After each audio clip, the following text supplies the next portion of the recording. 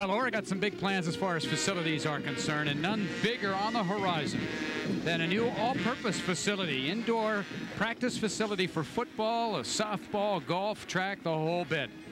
We get more on that new facility that should be coming to the U of O shortly in this piece.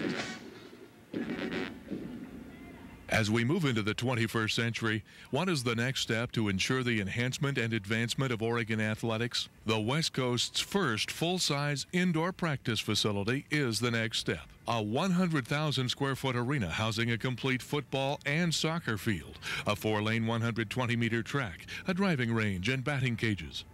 Today's young people are looking at an institution that will provide them maximum opportunities, not only academically, but athletically. Our scheduling, our coaches, all that we have professionally within our department is first rate.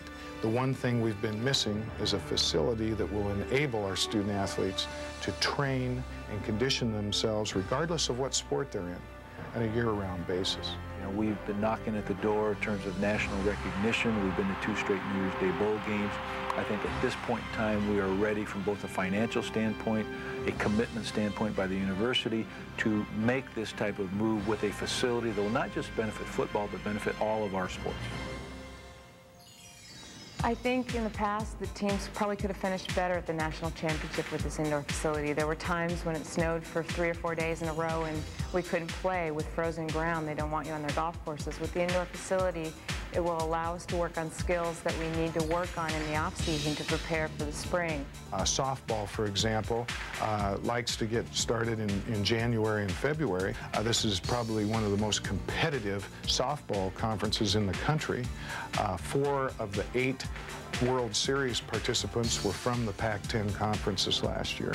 And this will enable our softball athletes, in addition to the rest of our student athletes, to get a jump on preparation for their season.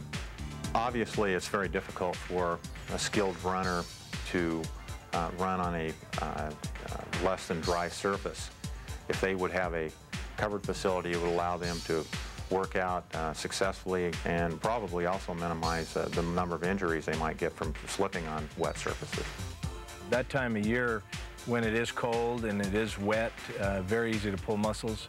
And the other thing is that it's harder to get guys healthy at that time of year if they're having to rehab outside. No question that, you know, going to play in a major bowl game typically means a warm weather climate.